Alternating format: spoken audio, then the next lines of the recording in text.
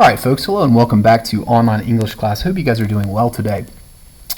Today we're going to be finishing up our analysis of Act 3 of King Lear for OTN 3. Before we get into finishing that up, I want to just run back over the top of the week announcements. All right, so make sure that you are finishing you are completing your discussion grade procedure duties on a daily basis. All right, you guys have done a good job on that overall. Make sure you keep the good work up there.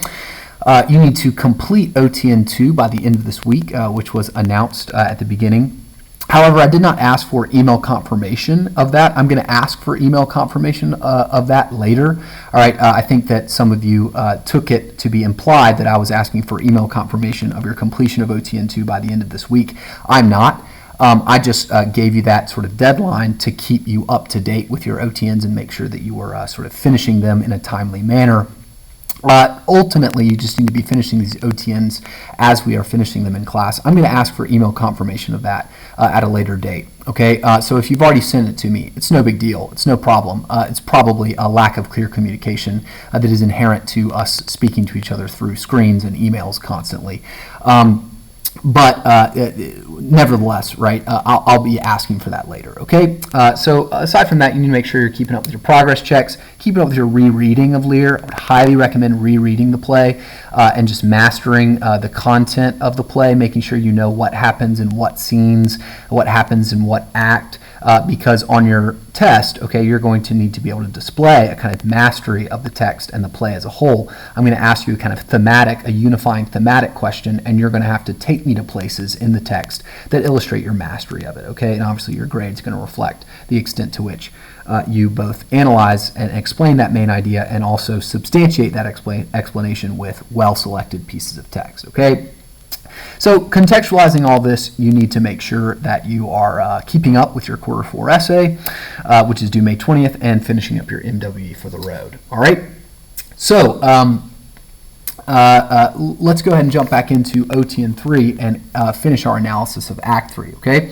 So yesterday we looked at Lear's character development in Act 3, which can be summarized as an unsatisfactory failure on Lear's part to authentically confront his own misjudgments and miscalculations. All right, so Shakespeare doesn't give us a satisfactory moment of anagnorisis for Lear, okay, but rather sort of plunges him more deeply into the kind of madness that led to his suffering in the first place. All right, he sort of suffers a just punishment, but does not have this sort of satisfactory moment to reconcile himself to reality, because his brain, his mind, is literally incapable of reconciling itself with any kind of reality. All right. So today we're going to look at the characterizations of the rest of these characters. All right. We've got quite a bit to talk about, so we're going to move through the play pretty quickly. All right. The first character that we're going to talk about is Kent. Okay. So in Act 3, Scene 1, Kent comes on the scene, and loyal as ever, Kent is talking to the gentleman about the ways in which he knows that Albany and Cornwall are going to have war with one another, okay?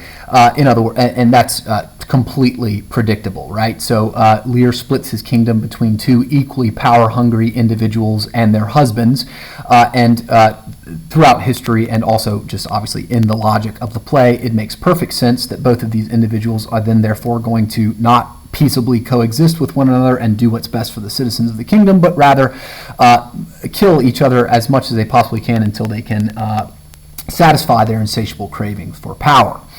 Okay, so Kent is obviously working against that oncoming war and in favor of Cordelia. He's in correspondence with Cordelia. His service of Lear is then therefore connected to not this kind of blind obedience to the sort of ridiculous leadership of Lear, but rather an attempt to bring the scattered kingdom back to justice, right? He's serving the people. He is doing unto others as he would have them do unto him. He is loving his neighbor. And in this sense, Kent's worldview, all right, is based on this kind of belief or a reflection of Kant's, whether consciously acknowledged or just simply unconsciously, instinctively followed, right? Kant is a representative of an individual whose worldview and ethical code asserts a kind of a priori, which is to say self-evident. All right, so think about like the way that self-evident is used in the Declaration of Independence. It's just simply the way of nature. It is the laws that are generally revealed to people in all places, in all times, all right, that can be summarized as love thy neighbor, do unto others as you would have them do unto you. That is the sort of rule that Kant follows, that Cordelia follows, that the fool follows, that summarizes his worldview. And it comes attached to an understanding of nature. Okay, so remember that motif of various characters looking at nature in different ways. Well, Kant's view of nature, okay, reflects his belief that natural law or the world is governed by a kind of truth, a truism, a reality that you are supposed to, you are compelled to, you should treat others the way you want to be treated or love others sacrificially and serve the best interest of others even as they serve the best interest of you. Okay? So this is a kind of theme that Shakespeare's been developing, all right, about varying characters' understanding of natural law or reality. Okay? So Kant's clear-headed, sane, continued service of the kingdom is connected to his kind of clear-headed advice that he gives to Lear over and over again throughout Act 3, Scene 2, as he begs him, along with the fool, to seek shelter from the storm, okay? Trying to bring him back to reality. All right, so Lear's madness and Gloucester's later blindness, physical blindness, but also his kind of blindness to which son is actually good, is juxtaposed with Kent, who is constantly sort of clear-headed. He knows who the good guys are. He knows who the bad guys are. He knows what is right to do, and he lives in light of that knowledge. All right? So, in other words, Lear and Gloucester, unlike Kent, are disconnected from that reality, from that natural law, from that truth. All right? They have not lived in light of that truth. And therefore, in Act 3, they are cursed with kind of an insanity, a madness, a blindness, an inability to reconcile themselves with reality. Unlike them, Kent keeps his head on straight. All right, so if we look at Scene 2 around line 65, right, Kent, alack, bareheaded, gracious my lord, go to shelter. Okay, I don't have to read the whole thing, right? But he's just begging Lear to go back to shelter. Kent's clear-headed understanding of what to do is based on a deeper understanding of the natural law that he believes governs all human behavior and all reality. All right. So this leads to a kind of very clear question, and that question can kind of be illustrated to us in this graphic. Okay, Shakespeare is asking us in Lear which world we live in. All right, we get kind of two worlds, right? And the question is, which one do we live in? Do we live in Kent's world, Cordelia's world, the fool's world, right? Where there is this, where a natural law rules, okay? And breaking that natural law leads to an insane worldview, like Lear and Gloucester, that results in suffering, that results in internal and external chaos. All right. So in Kent's world, the natural law is an a priori, generally revealed rule that states that human beings must do unto others as they would have them do unto them, or love their neighbors. Okay. Or do we live in Edmund's world, where natural law rules. And that natural law, according to Edmund, all right, so it's both natural law, two different views of nature, capital N nature, the sort of metaphysical reality that governs the world, right? In Edmund's world, right, the rule is do what thou wilt, do what you want, do what you desire, right? You don't have to do unto others as you would have them do unto you. You don't have to love your neighbors, right? That requires a sort of sacrifice of the will to some extent, because when your will comes in confrontation with the well-being of other people's, you choose your will. Okay? Well, the reason why this is fairly complex, all right, because Edmund, his worldview is similar to, again, Goneril, Reagan, Cornwall. They all live in this world, all right? And similarly, Lear and Gloucester, members of the older generation, who passed on this worldview to their inheritors, all right? Lear and Gloucester lived in this world, and they, all right, kind of logically or coherently, they're punished for it, right? They suffer because of it. They are given over to blindness and insanity because of it, all right? But here's the problem, right? Goneril, Reagan, Cornwall, and Edmund, they're not suffering, okay? Rather, they are being blessed. And in the same way, Cordelia, Kent, and the Fool are not being blessed, and also we could throw in Edgar, are not being blessed, but rather suffering. Okay? So if indeed this is the way that nature works, if Kent is right, and this is the way that nature works, then it would follow, all right, that when you break a law, there are consequences. Well, Lear and Gloucester seem to be experiencing those consequences, but Edmund, Goneril, and Reagan don't. Okay? So once again, Shakespeare is pressing us further into this question, all right, that is inherent in a broken world, all right? And okay, so I've talked a lot about a broken world where the world is not as it ought to be, inhabited by people as they ought not be either, right? Well, in that world, one of the implications of living in that world is that there is a question about which kind of world you live in, what governs nature. The answer to that question is not clear. All right? So Shakespeare continues to sort of press us into that question in Act 3. All right? So let's talk more about how this impression is developed in the characterization of some of those individuals in the subplot, okay? So think specifically about Gloucester in Act 3, Scene 3. Now, what does Gloucester do in Act 3, Scene 3? Well, he's attempting to do what is right. Who does he disobey? Cornwall and Reagan, all right?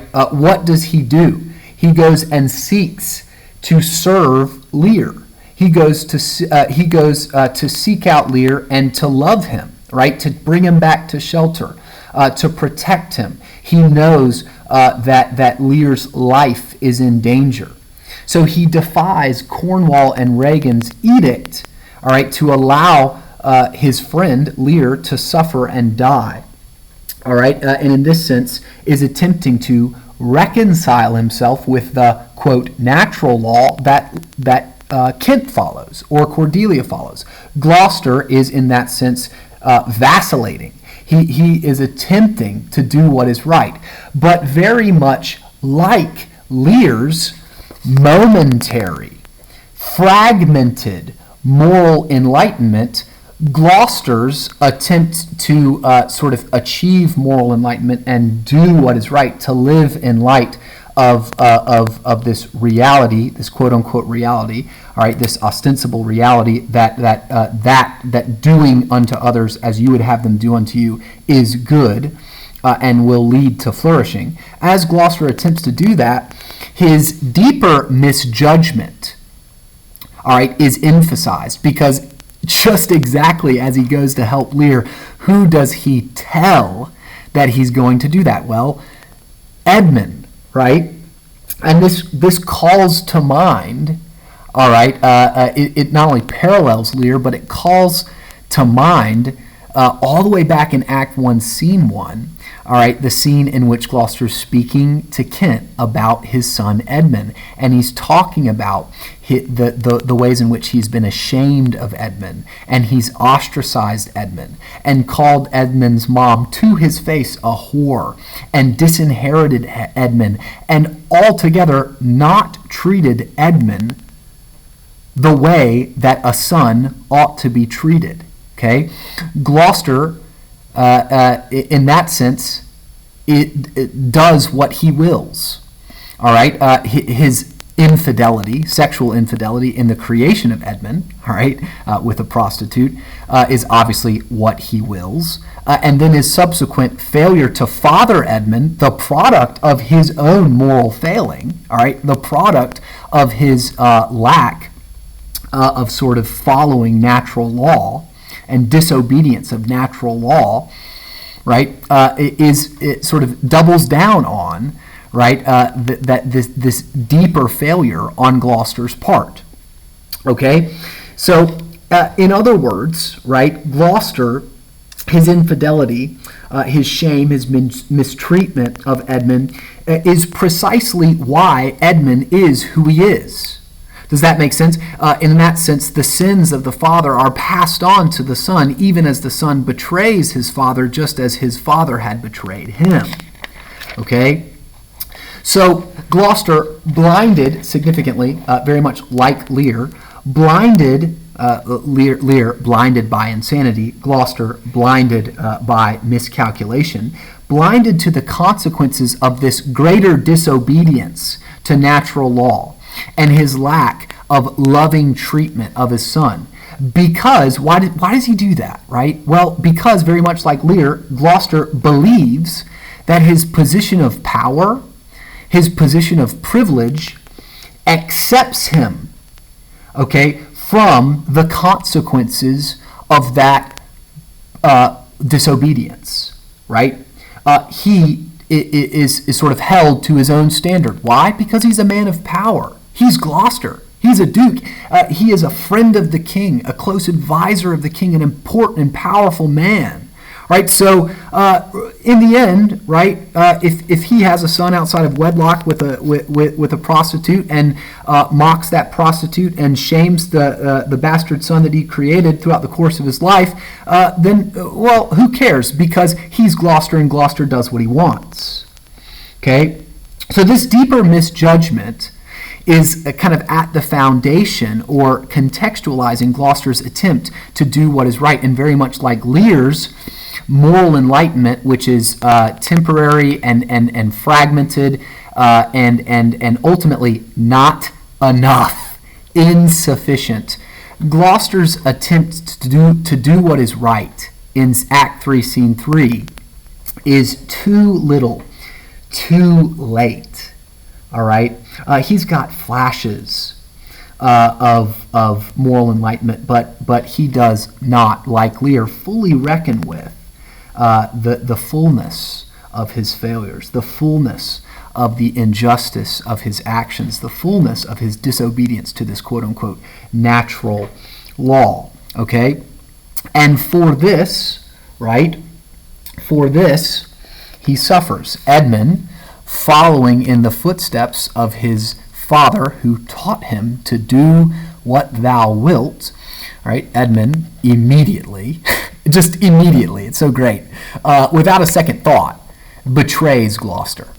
All right, he tells the audience, well, great, I'm going to go tell Cornwall that you just told me that you are on the side of the king and that you are going to support Cordelia's invasion along with her husband France of England. Great. You are dead. You're screwed. And obviously Edmund has everything to gain from this and will be, once again, blessed by doing what he wills, all right, at the expense of loving and honoring his neighbors, namely his dad. Okay? So Gloucester, like Lear, his attempts to reconcile himself with reality is just riddled with grievous miscalculations. Okay, so this continues on, right? And this impression is actually solidified even further in Edgar's characterization, as Edgar simultaneously, or meanwhile, suffers for his fidelity. Okay, suffers for his goodness, suffers for obedience to this seemingly a priori natural law to do unto others as you would have them do unto you. Okay, so he, like Kent and Cordelia, is confronted with unjust treatment, right, as he sort of acts like poor Tom throughout the course of the act. And this question is raised, right? This question is raised, right, for Edgar. Does that law truly exist, and is it worth following, right? So the logic of Gloucester and Lear's punishment seems to suggest yes, but the logic of Edgar and Kent and Cordelia's suffering, and Edmund and Cornwall and Regan's and Goneril's flourishing seems to suggest otherwise. Okay, in other words, we seem to be inhabiting a kind of tempestuous, chaotic moral atmosphere in which the character's worldview, very much like our own, is thrown into a kind of topsy-turvy moral darkness. All right.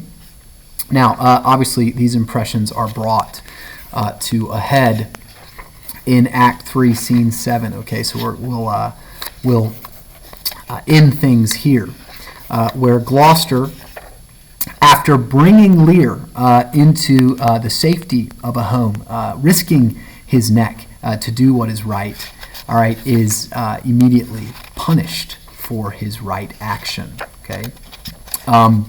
In Scene 7, Cornwall brings Gloucester before him, and Regan and Goneril and Cornwall all berate Gloucester for his treacherousness, right? Which is obviously just ironic, obviously indicating the extent of the chaos of the scene, as these essentially traitorous individuals who are supposed to be working for and ruling for the benefit of the citizens that they are meant to protect, all right, as members of the second estate in a feudal hierarchy, right?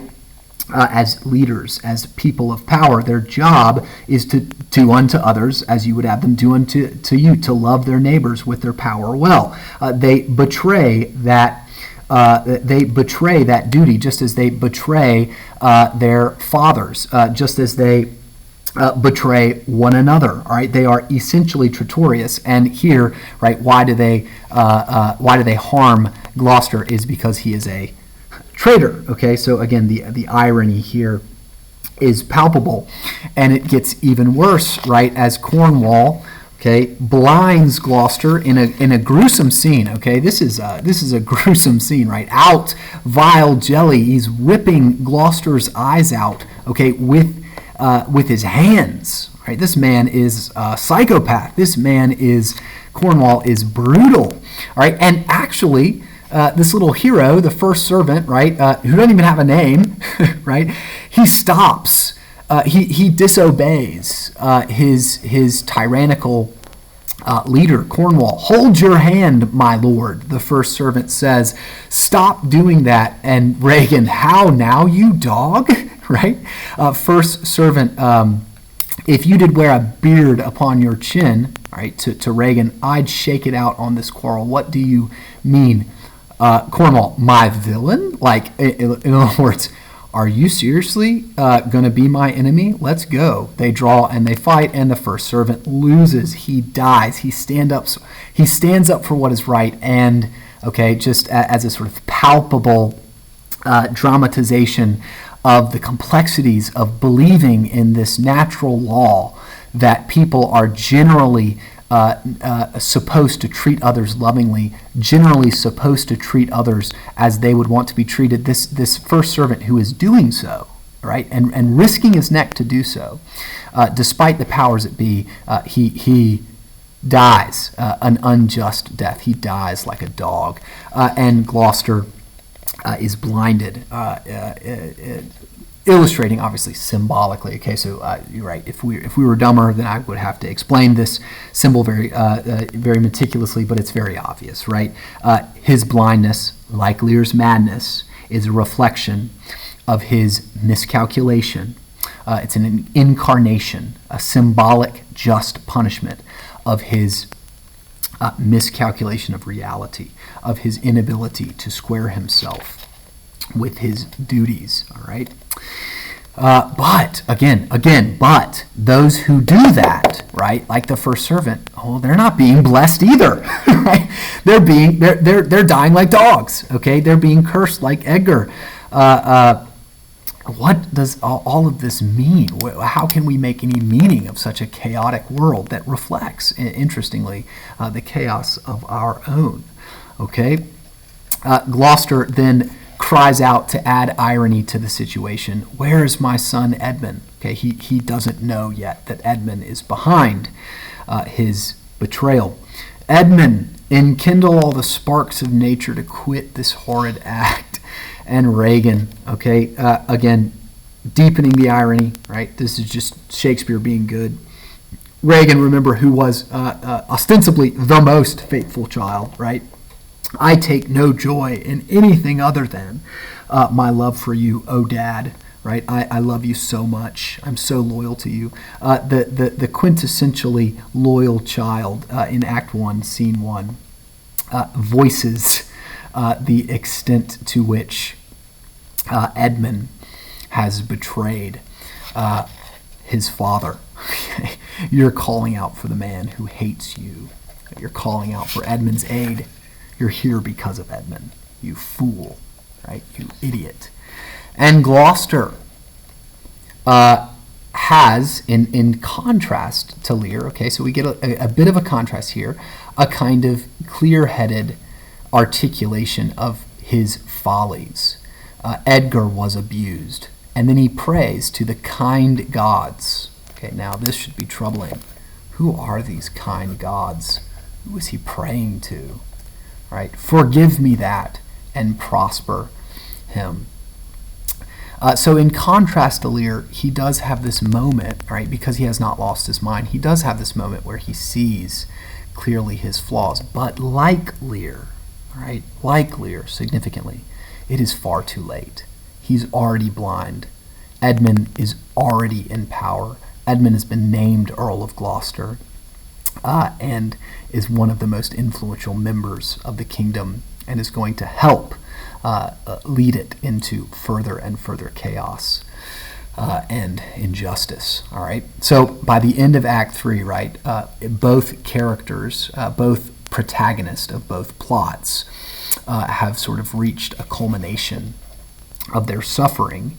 Okay, both of whom are sort of punished by blindness. Right, Lear, mental or psychological blindness, and Gloucester, literal physical blindness, as just recompense for their blind disobedience of quote-unquote natural law. Now, the big question, right, that still rings is, even though Lear and Gloucester's, the logic of Lear and Gloucester's suffering seems to suggest that that natural law is indeed in effect, and that those who break it indeed suffer, and that those who, but, right, significantly, those who follow it are not being blessed. All right, that's the other side, the positive side of the law, right? Blessings for those that obey and curses for those that disobey. It would seem that all we have is curses for Lear and Gloucester, along with those that juxtapose them, like Kent and Cordelia, like the fool and like Edgar. The only people flourishing are Edmund, Goneril, Regan, and Cornwall, the young that do what they wilt. Interesting. We'll watch this develop further in our future lectures. Hope you guys are enjoying the play.